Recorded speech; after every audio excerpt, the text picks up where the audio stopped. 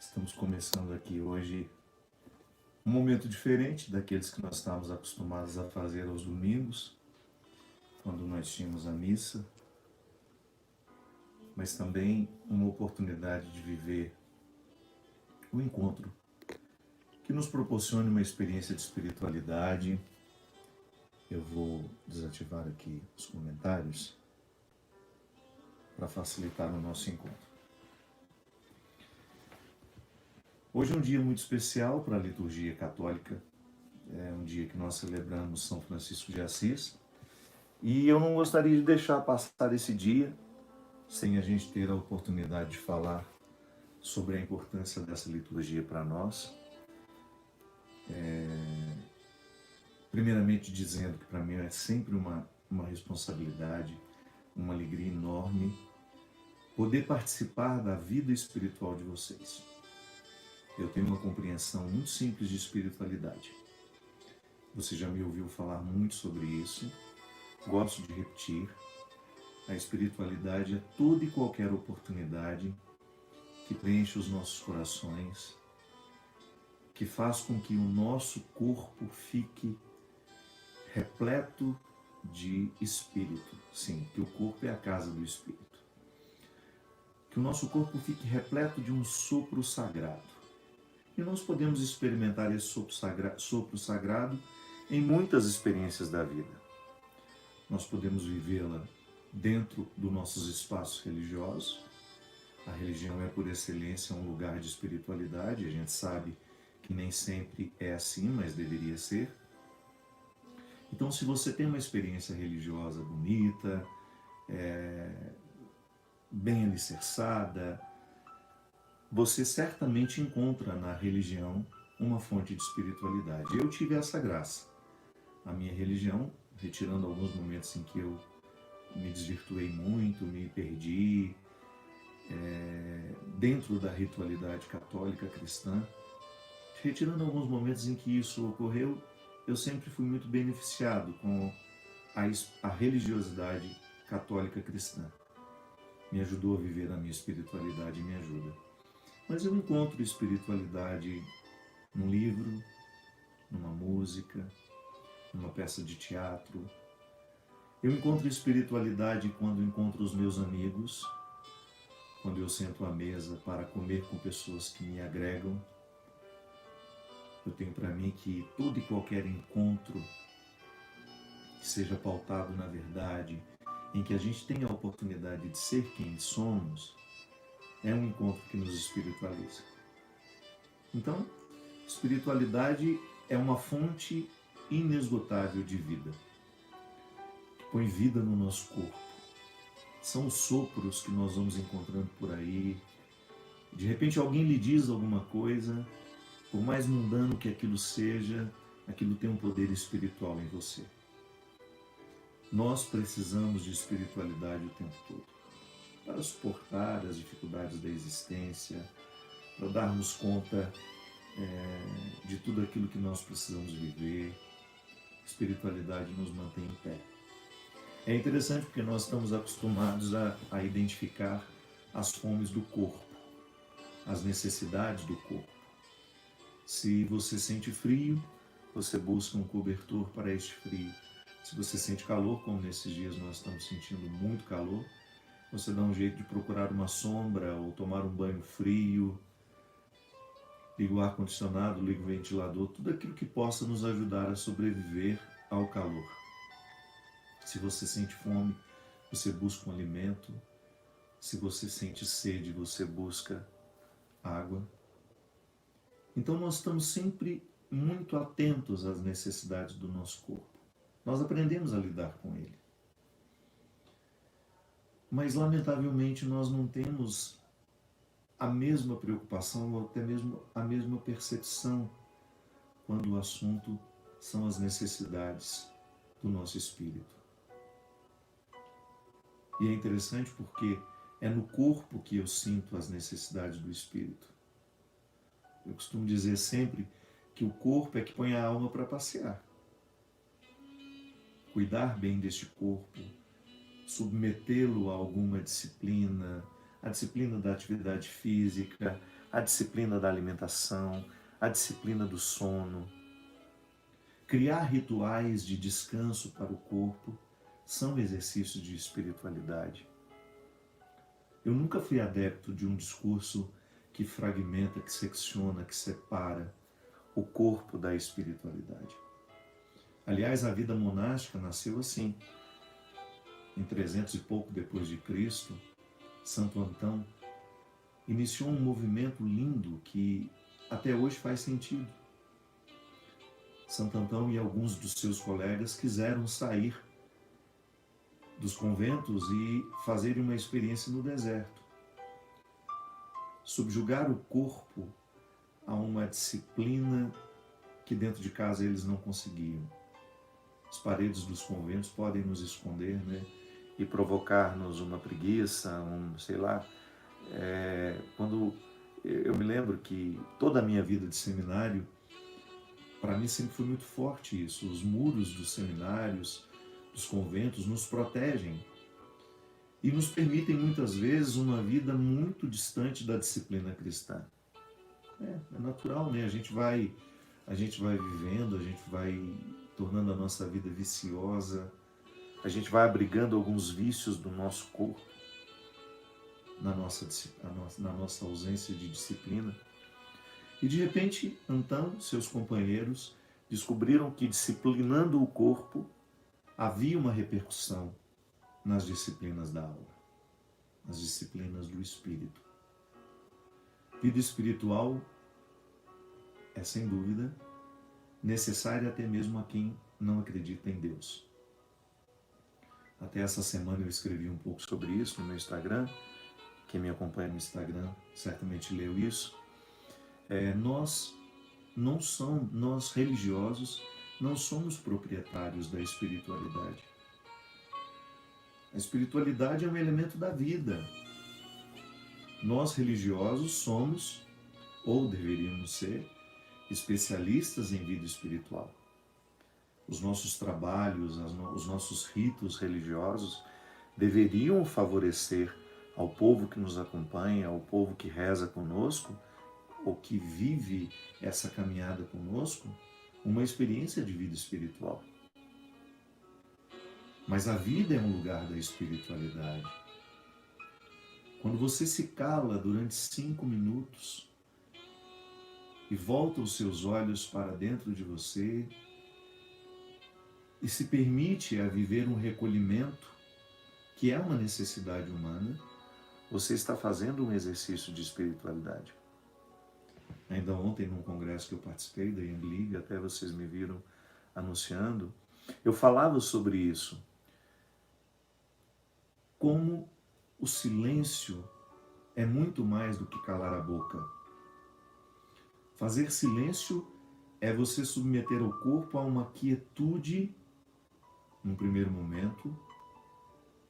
É o silêncio da boca, é a quietude do corpo.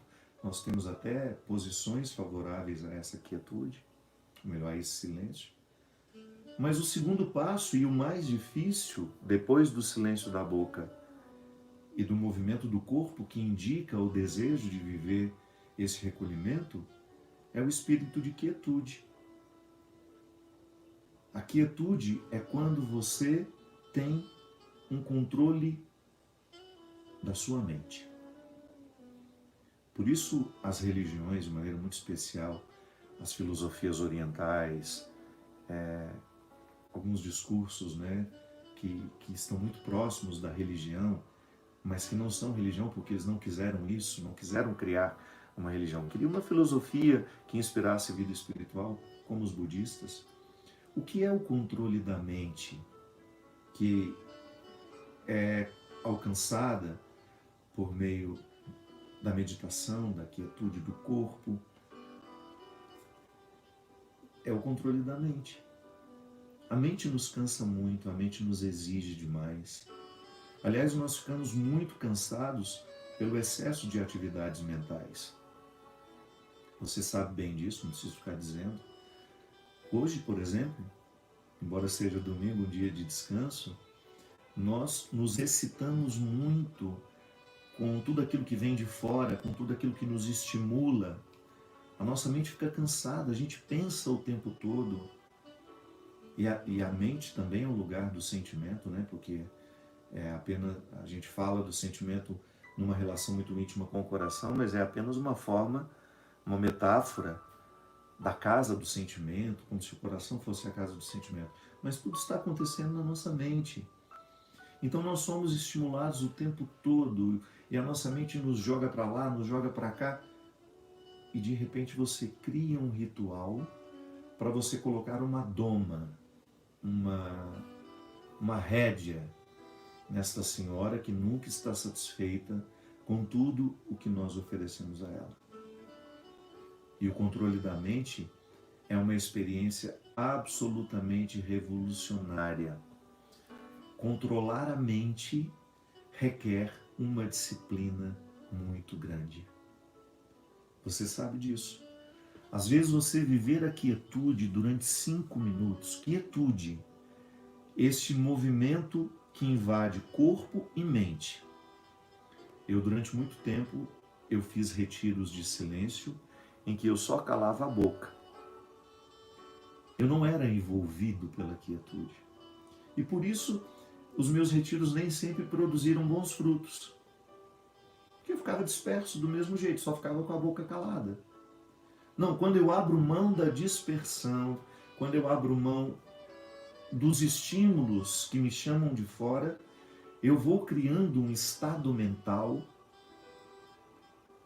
mais harmônico, mais tranquilo, que me permite, como que se eu pudesse ficar acima de tudo isso.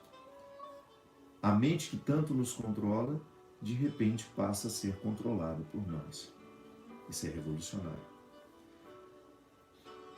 Nos exercícios que nos ensinam isso, na liturgia cristã, nós temos a Lectio Divina, que é um exercício que passa pelo controle da mente, é uma leitura orante da Palavra de Deus, que tem algumas fases. E dentro do roteiro da Lectio Divina, eu aprendi que o maior desafio era justamente controlar a mente, para que ela deixasse de gritar tanto, me sugerir tantas coisas, tantas preocupações, tantas histórias que poderiam ser para depois. A gente imaginava aquele varal, eu lembro que esse era o meu exercício, um varal de lençóis brancos tremulando com o vento, e eu prestava atenção no branco daquele lençol, e eu ia sugerindo ao meu cérebro que eu queria também ter, naquele momento, a ausência de pensamentos. Então eu só ficava observando aqueles lençóis e eu não permitia que um outro pensamento me envolvesse. E dava certo, comigo dava certo. Foi uma forma que eu tive de ajudar a controlar a minha mente. Tem gente que consegue 5 minutos, depois avança para 10, avança para 20, e tem gente que consegue... O ideal seriam 20 minutos todos os dias, que você tivesse condições de recolher-se do mundo e criar o seu estado de quietude. Isso tem um efeito terapêutico sobre nós. Tem um efeito terapêutico sobre o corpo e sobre a mente. Quando eu falo mente, claro, toda a estrutura cerebral que é física e pode ser radiografada, ela pode ser submetida, a nossa estrutura cerebral pode ser submetida a ressonâncias magnéticas e você identificar o funcionamento de tudo isso. Mas quando nós falamos de mente, quando nós falamos de espírito, nós estamos falando daquilo que em nós é imaterial e que existe. Eu sei que você ama muita gente. E se hoje eu pedisse a um cientista que tentasse encontrar o amor que você ama, certamente nós não encontraríamos. Mas você ama. É dessa imaterialidade que eu falo. De tudo aquilo que você sabe que existe, mas que não pode ser radiografado, não pode ser encontrado nos exames, não pode ser coletado no nosso sangue. Eu não sei o quanto você já sofreu, quanto a vida já lhe foi pesada. E certamente esse sofrimento, essa vida difícil, deixou muitos registros na sua história, no seu coração, na sua mente, na sua alma. E isso não pode ser encontrado. a não ser que isso tenha ele adoecido. O estresse foi tão grande que desencadeou um processo de diabetes. A gente sabe que existe diabetes pós-traumática, pós-trauma. Nós sabemos que o nosso estilo de vida pode, essa mente que nos adoece, que diz coisas desagradáveis o tempo todo, ou que derrama muito sofrimento em nós, porque está pensando sempre de maneira pessimista, ou está sendo muito opressiva, nos exigindo muito, ela pode desenvolver doenças em nós sabemos disso. Não estou dizendo uma coisa que a ciência já não nos sugeriu, com muita evidência. Nós ficamos doentes por aquilo que pensamos, por aquilo que sentimos. Então, ter uma mente saudável, num corpo saudável, é uma experiência de saúde. E é interessante porque a vida espiritual, como eu dizia, que não é um privilégio de religiosos, mas é um privilégio de humanos. Há ateus, por exemplo, que encontram no conhecimento fontes de vida espiritual. Há ateus que não têm nenhuma fé em Deus, mas têm uma lida muito inteligente consigo. São pessoas capazes de buscar no dia a dia valores que são muito semelhantes aos nossos, que somos religiosos. Eu até fico pensando, né? Algumas pessoas chegaram a um resultado da espiritualidade que eu, como religioso, ainda não cheguei. Por isso eu não tenho pretensão de corrigir ninguém ou de querer converter quem quer que seja. Não, eu dou meu testemunho. Se ele é válido para alguém, ótimo. Mas eu não fico ali batendo na cabeça de quem tem uma crença diferente da minha ou de quem não tem crença nenhuma. Eu anuncio o Evangelho, que é o que modificou minha vida e que me modifica diariamente. Se ele faz sentido para você, e eu acredito que faça para muitas pessoas, hoje eu acompanhei, aliás, um motivo de estar aqui hoje fazendo este encontro com vocês, é porque eu fiquei assim com o coração meio doído de ver tantas pessoas carinhosamente dizendo: senti falta da missa hoje, padre. Eu também senti. Mas é aquela minha preocupação da semana passada. Tenho muito medo de que eu crie uma espécie de religião, né, à parte, que lhe desobrigue de fazer o que você faz sempre como religioso, de participar na sua paróquia, ou de prestigiar o padre da sua paróquia na missa que ele está fazendo lá. Enfim, não vem ao caso aqui agora. Mas eu fiquei muito feliz de ver que muitas pessoas se identificam com aquilo que faz sentido para mim. Eu não sou um teórico do Evangelho. Eu, de fato, acredito na força transformadora que o Evangelho tem, porque transformou em mim. Então, se fez bem para mim, eu gosto de dividir com as pessoas. É uma oportunidade que eu tenho de oferecer aquilo que é mais sagrado na minha vida, que é o resultado positivo da minha religião, que é a minha espiritualidade, que está me levando cada vez mais a essa necessidade de silêncio, de recolhimento, de quietude, de desapego dessa vida virtual que tantas vezes me cansava, que tantas vezes me esgotava emocionalmente. Então, aquele que não crê, mas que tem uma prática de vida espiritual, como eu dizia, às vezes encontra na literatura. Durante essa pandemia, eu li alguns autores muito fecundos. Nessa semana, eu terminei de reler, já tinha lido em outra fase da minha vida, Grande Sertão Veredas, do nosso querido Guimarães Rosa. Aquela obra é uma fonte de espiritualidade. Por que é fonte de espiritualidade? Porque nos faz pensar com altivez, nos joga para o alto. Não é uma literatura fútil, não é uma literatura rasa, não. A cada frase do Guimarães a gente tem vontade de viver bem, viver melhor, porque as frases, o discurso, o contexto nos inspiram uma vida muito qualificada do ponto de vista humano. Isso é tão lindo, minha gente, identificar que algumas obras provocam em nós um sentimento de nobreza. É a grandeza da condição humana manifestada ali. É uma literatura pautada com absoluto respeito por aquilo que é humano, pelos valores humanos. Uma forma respeitosa de mostrar os nossos limites, como nós somos mesquinhos às vezes, como nós somos diabólicos. E o Guimarães Rosa tem uma definição linda sobre o diabo, né? Para ele, na literatura dele, o diabo não é um ente. O diabo tem estilo só. O que a gente tem não é o ente diabólico, o ser diabólico, mas a gente pode ter o estilo dele. Olha que bacana, que definição interessante. Não estou negando a existência do diabo. Estou apenas falando de uma forma diferente da que nós estamos comumente acostumados a ouvir. Então, o diabo, ele tem apenas um estilo presente no mundo, que eu acato na minha vida. E de repente eu passo a ser diabólico com as minhas atitudes, com os sentimentos que vou nutrindo.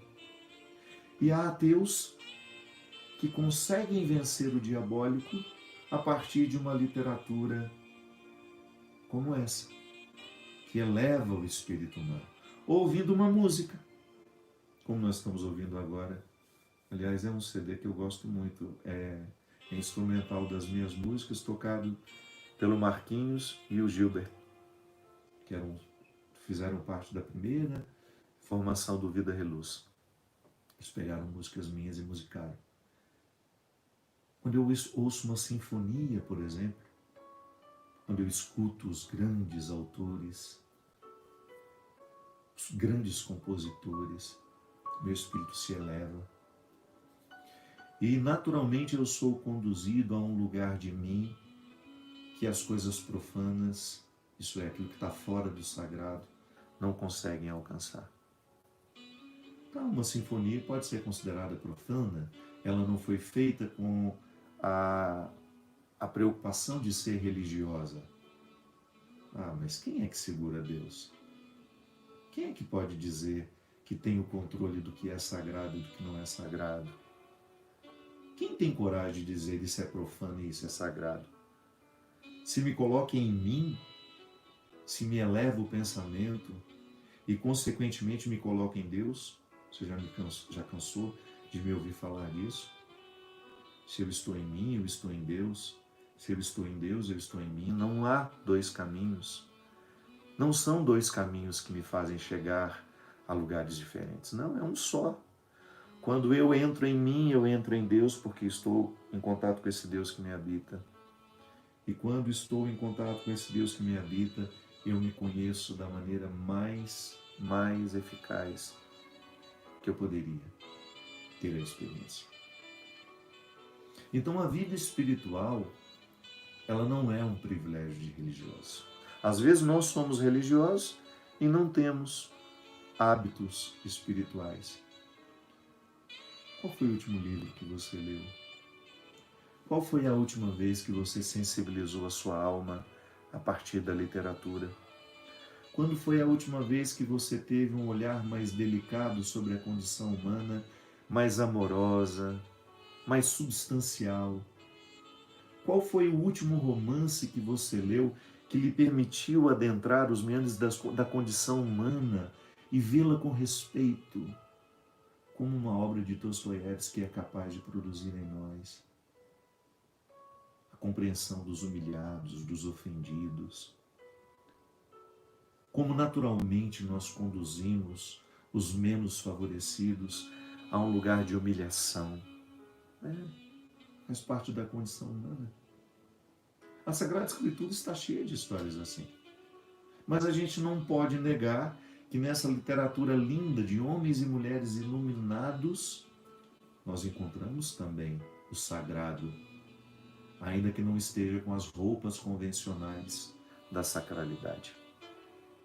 Mas fez bem ao coração, elevou o espírito, não tenho dúvida, o sagrado está ali.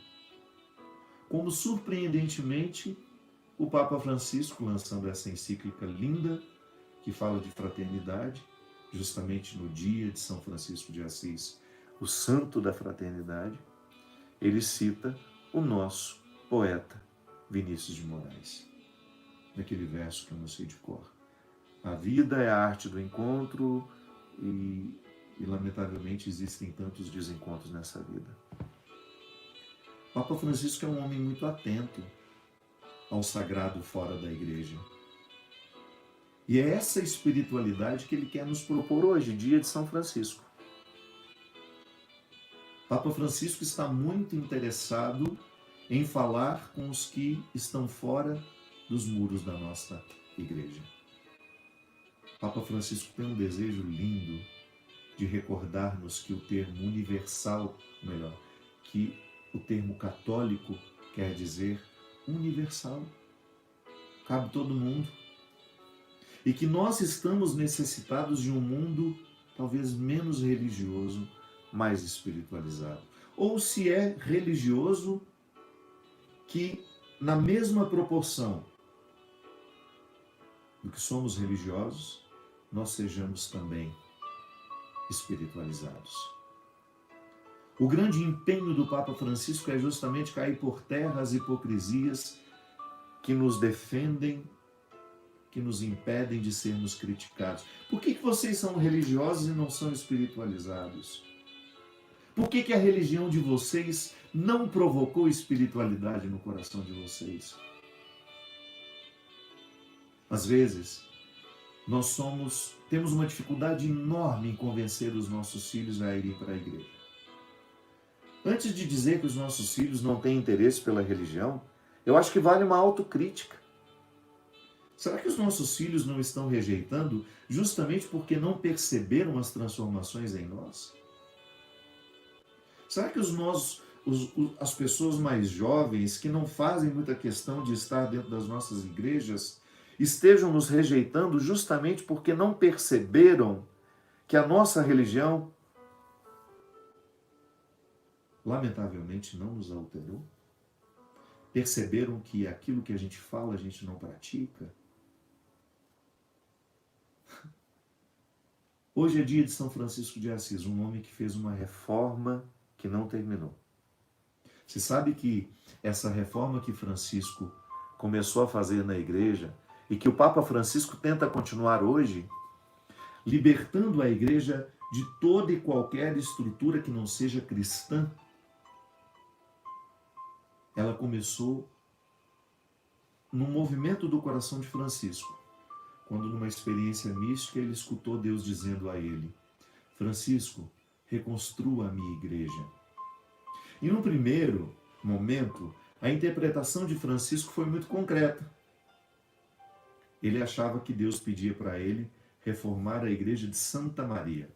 Uma igrejinha pequenininha que tem lá em Assis, que era importante, e de vez em quando ele passava por lá, que tinha uma importância para ele.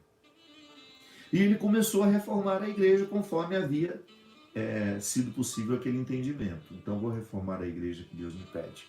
Ele achava que era a igreja de Santa Maria. Juntou os amigos dele, foram reformar a igreja e de repente Francisco percebeu que a reforma não era a reforma das pedras e das paredes. O que Deus pedia a ele era uma reforma espiritual. Fazer uma reforma espiritual. Reformar paredes significa a gente mexer nas estruturas, quem sabe retirar o reboco, colocar um novo, modificar a cor. Se é uma estrutura mais fundamental, ajudar nos alicerces, no fortalecimento do alicerce. Se tem problemas estruturais, corrigi-los. Mas como é que nós fazemos uma reforma espiritual? E São Francisco começou, Francisco naquela época ele não era são ainda, ele ainda estava na condição de homem, vivendo de maneira muito interessante aquele momento. Ele começa a entender que o primeiro lugar a ser reformado que Deus pedia era o coração dele.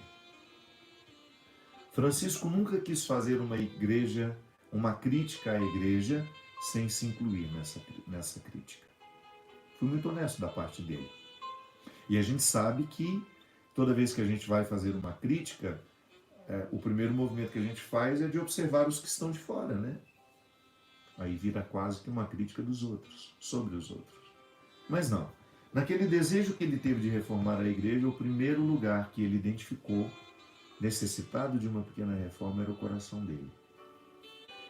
E a partir daquela reforma que ele identificou, ele foi ampliando, ele foi escalonando essa transformação. E isso foi tão sério para ele que ele chegou diante do Papa e pediu ao Papa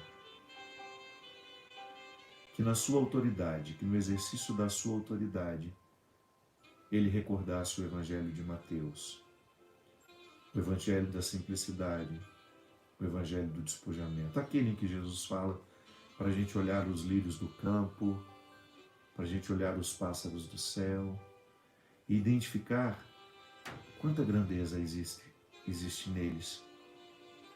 E que aquela simplicidade deveria inspirar a igreja.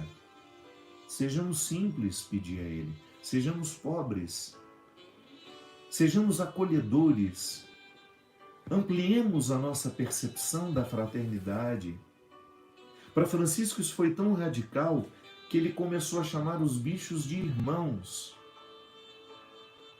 Francisco foi o primeiro homem dentro da igreja e que ficou muito conhecido por ter um profundo amor aos animais.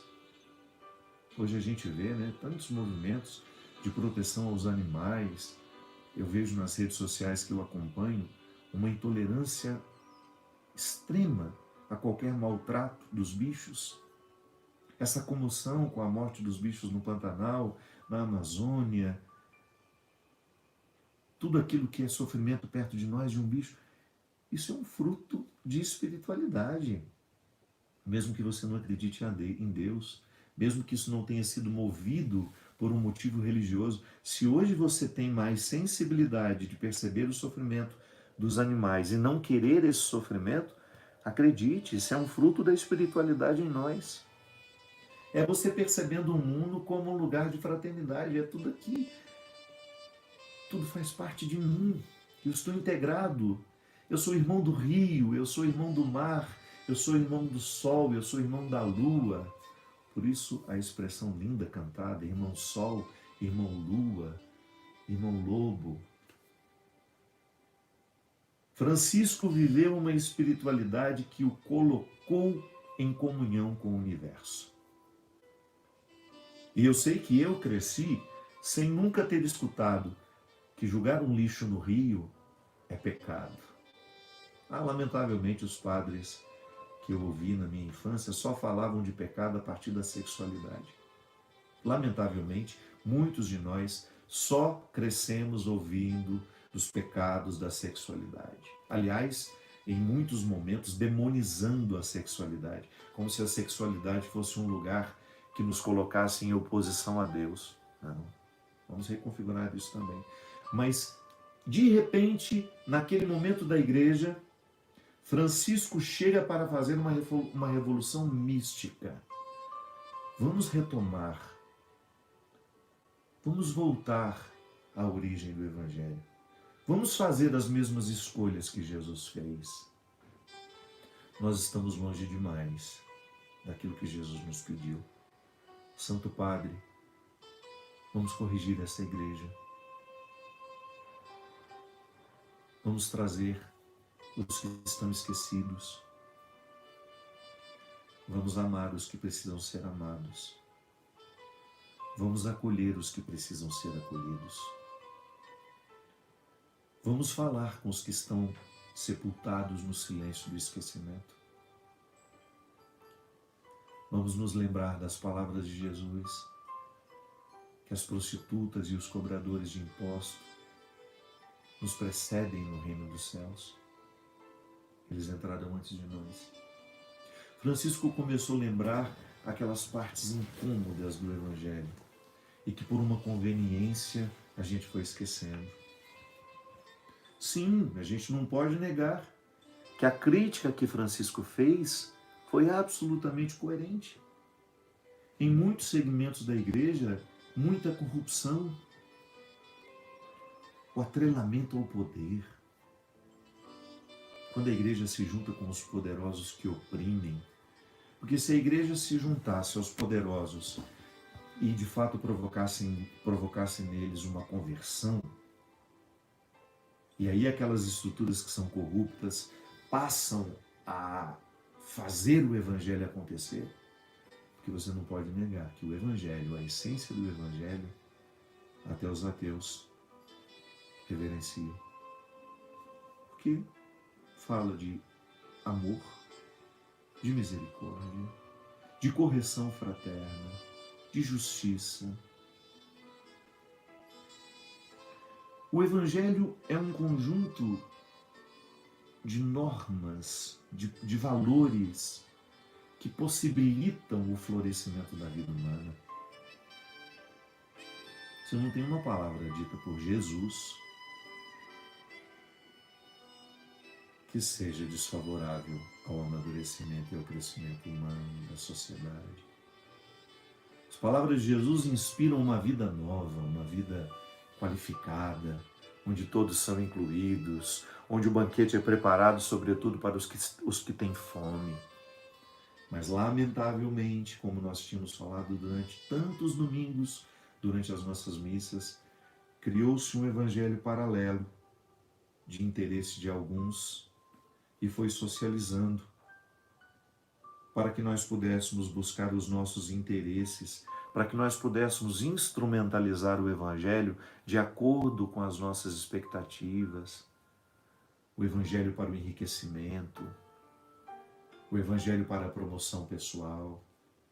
E, lamentavelmente, as opções de Jesus foram sendo substituídas. E a gente não questionou essas substituições. A gente não questionou essa traição à essência, aos princípios. A gente não questionou os comportamentos que foram sendo assumidos e socializados como cristãos. Inclusive, um preconceito, um ódio justificado por uma religião que se diz cristã, ou por religiões que se dizem cristãs. O que o Papa quer com essa encíclica é justamente recordar que o Evangelho é um convite a todos. Ninguém fica fora. Então guarde o seu preconceito no seu bolso, guarde o seu moralismo no seu bolso, e se você quiser ser cristão, recorde-se de Francisco de Assis, o santo do dia. O santo que nos recorda que a espiritualidade nos nutre verdadeiramente, que ela pode ser encontrada nas religiões, mas que ela pode ser encontrada sobretudo na vida. Olhe o sol nascendo e perceba um convite à espiritualidade. Uma contemplação daquela riqueza que você não fez nada para ter. Olhe para o mar, molhe seus pés na água e perceba a espiritualidade que existe ali. O convite a uma vida espiritual. O entrar em comunhão com o universo. Preservar a natureza, preservar o meio ambiente. Não despejar na pia da sua casa aquele óleo que vai poluir e estragar. Começar a ter hábitos de distinção do lixo, que pode ir nessa situação, do lixo que pode ser ir para cá. A reciclagem, tudo isso é gesto de cristianismo que Francisco de Assis nos lembra. O dia de hoje é muito significativo, porque é o dia que nos recorda a vida de Francisco de Assis como um homem que nos ensina a ser cristãos, e isso é interessante lembrar, né? Na Igreja Católica nós temos a prática de venerar os santos, mas isso não substitui Jesus, pelo amor de Deus. Eu não acredito que São Francisco de Assis seja capaz de me salvar. Não, a minha salvação já aconteceu em Jesus. Por que nós temos os santos? Porque nós temos o hábito de observar quem conseguiu mais do que nós. Isso é tão natural. Os evangélicos não têm o modelo dos santos, mas eles vivem falando de pessoas que conseguiram. Dão exemplo ao tal pastor tal, ou chamam ali para darem o testemunho do que Deus fez na vida de cada um deles. Os santos são aqueles que nós acreditamos que elevaram ao máximo a vivência de uma virtude. E eu quero observá-los. Quero, de alguma forma, viver como eles. Isso é uma riqueza. Um cristianismo que me inspira a partir de pessoas como eu. Então, Francisco de Assis viveu uma profunda adesão a essa mística, a essa espiritualidade da vida criada. Tudo aquilo que está criado, tudo aquilo que participa dessa grande inteligência que é o universo, me aproxima de Deus. Tudo isso que eu percebo ao meu redor vivendo, me ajuda a viver também. Hoje, neste domingo, em que nós somos convidados a pensar sobre tudo isso, nós temos também o lançamento da encíclica do Papa Francisco. Um convite à fraternidade, um convite à solidariedade, um convite a pensar se a nossa religião já se transformou em espiritualidade e se a nossa espiritualidade está nos ajudando a viver. Eu fiquei muito feliz dos muitos testemunhos que eu li no Instagram de pessoas que disseram justamente isso. Obrigado, Padre Fábio, porque ouvindo, participando da missa, eu percebi que fiquei melhor. Isso é maravilhoso, minha gente. Pensar que a reflexão do dia nos ajudou, de repente, a perdoar alguém, a tomar uma atitude, a pedir perdão, a devolver o que nós roubamos, a desfazer o mal que lamentavelmente a gente provocou. Porque a religião que transforma, ela vai interferir justamente nas nossas atitudes. Porque se não transforma as nossas atitudes, se não transforma o nosso jeito de ser, se não imprime caráter, não realizou o que poderia ter realizado. Toda vez que eu penso nos frutos da minha religião, consequentemente eu tenho que pensar nos frutos da espiritualidade, do quanto essa religião já conseguiu se transformar em vida espiritual em mim. Isso é motivo que me leva adiante. Eu acordo e é natural querer o bem das pessoas. Isso é espiritualidade. Lá na religião eu aprendo a querer o bem das pessoas. Mas depois que eu aprendi, isso é um sopro diário em mim. Que eu vou buscando através das convivências, né? Aí faz uma diferença enorme você qualificar a sua ambiência emocional.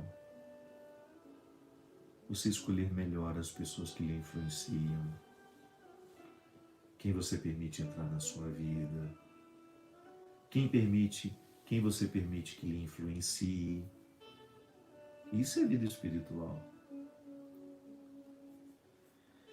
Porque a amizade, o relacionamento, o amor, são oportunidades que o outro tem de transitar dentro de nós, passa pelas nossas veias, né? Todo e qualquer relacionamento. Então, há relacionamentos que favorecem os nossos propósitos. Há relacionamentos que dificultam os nossos propósitos. Então, não se trata de você rejeitar as pessoas e dizer a elas, não quero você. Não. Trata de você conceder autoridade ou não. Há pessoas que eu trato bem a vida inteira, mas não quero presentes na minha vida. Porque eu sei que não me influenciarão positivamente. É pecado isso? Não. Eu não estou maltratando, mas tenho o direito de dizer, na sala de estar do meu coração, eu sei quem eu coloco. E é muito importante que você tenha essa consciência. Isso é resultado da vida espiritual, porque é a maturidade, né?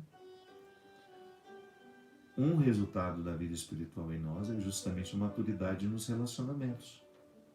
Quanto mais espiritualizado você estiver, quanto mais elevado o seu espírito estiver, maior será a sua capacidade de dizer sim, de dizer não, de permitir e de negar. Relacionamento é um constante processo de concessões. Eu lhe concedo ficar na minha vida, eu lhe concedo ter autoridade afetiva sobre mim, eu lhe concedo participar e estar presente daquilo que é a minha rotina, a minha vida, ou não. Vida espiritual qualifica nossos relacionamentos, vida espiritual qualifica a nossa rotina. Se você vai para o seu trabalho e você tem vida espiritual, você tem muito mais facilidade de lidar com as pessoas. Você tem menos necessidade de falar da vida dos outros, porque você está mais concentrada naquilo que interessa. E aquilo que interessa, isso não é egoísmo, é a sua estrutura no primeiro momento. O quanto essa estrutura está harmonizada, feliz, realizada. E aí você vai ao encontro dos outros. Você vai ao encontro, você vai de encontro. Depende de qual movimento nós fazemos. Mas o tempo todo nós vamos estar aí, encontrando e desencontrando, conhecendo e desconhecendo. A vida espiritual nos qualifica do ponto de vista emocional. A gente fica mais leve, menos encrenqueiro. A gente fica mais sóbrio. A gente tem menos necessidade de ficar salientando o defeito dos outros, ou dando palpite onde a gente não foi chamado. Tudo isso é um resultado da vida espiritual. Eu quis esse encontro porque no dia de Francisco, um santo que viveu com tanta espontaneidade, com tanta naturalidade a vida em Deus, um homem feliz, um homem muito feliz. A amizade com Clara, o feminino na vida de Francisco,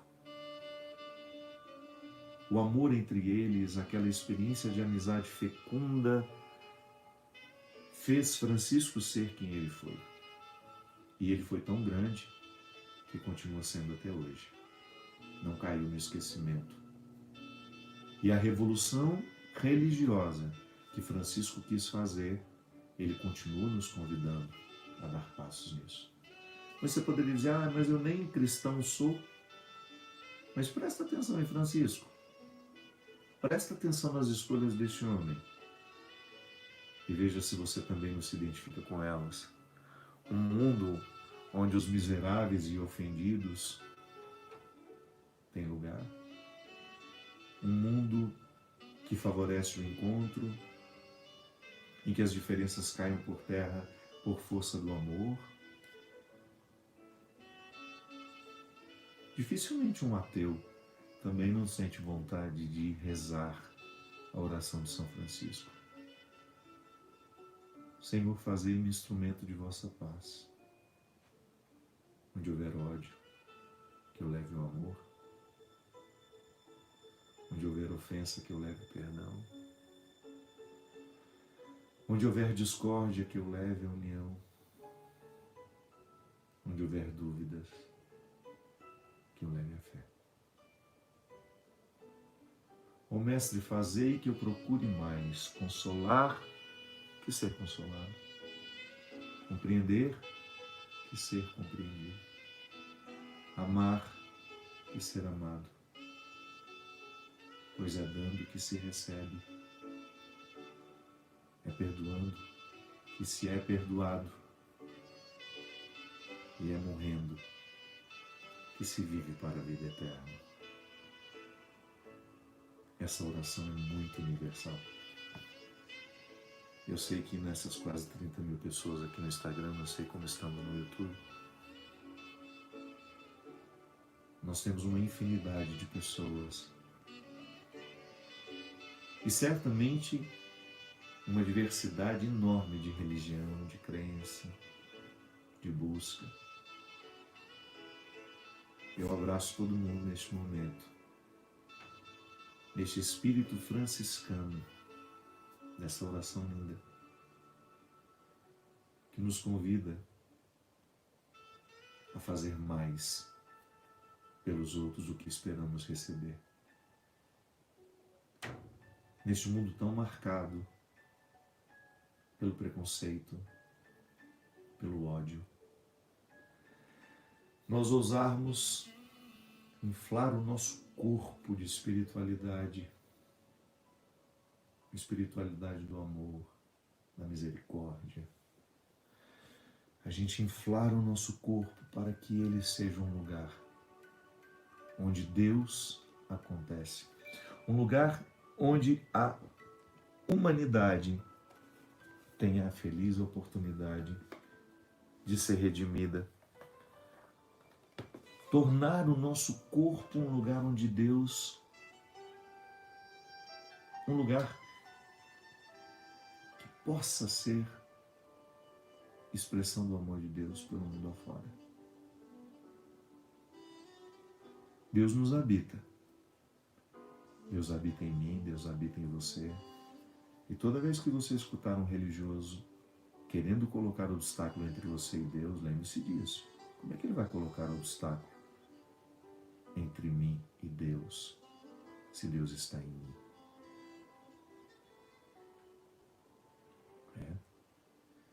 Toda vez que você quiser acessar a Deus, acesse-se. A única pessoa que pode, de fato, colocar um obstáculo entre você e Deus é você. Sendo você um lugar onde Deus habita, da mesma forma como Ele me habita. E Ele é tão grande que Ele habita todos os lugares, sem perda, sem estar mais, sem estar menos. Você poderia dizer, Padre Fábio, mas Ele está mais no Senhor do que em mim. Não. Ele está na mesma proporção. Ele está inteiro em mim e está em você. Por que às vezes Ele não manifesta em mim e se manifesta em você? É porque eu coloco os obstáculos. E talvez você não. Talvez você tenha se conhecido mais do que eu me conheci. Quanto mais você se conhece, mais Deus fica transparente. Porque você fica menos refém dos seus limites. Você fica menos refém dos seus traumas. Quanto mais você se corrige terapeuticamente, mais Deus tem a oportunidade de se manifestar em você e através de você. E às vezes eu não vivo esse processo, você vive. Mesmo sendo eu padre. O pastor fala. Não. O líder isso, o líder aquilo. Qualquer liderança religiosa que queira colocar um obstáculo entre você e Deus, não acredite. A única pessoa capaz de realmente colocar um obstáculo entre você e Deus tem o seu nome. Então eu quero lhe pedir que hoje, no dia de Francisco de Assis, você tome consciência de que o seu corpo é um lugar onde a bondade habita. Mesmo você tendo sofrido tanto, mesmo você já tendo provocado tanta maldade no mundo,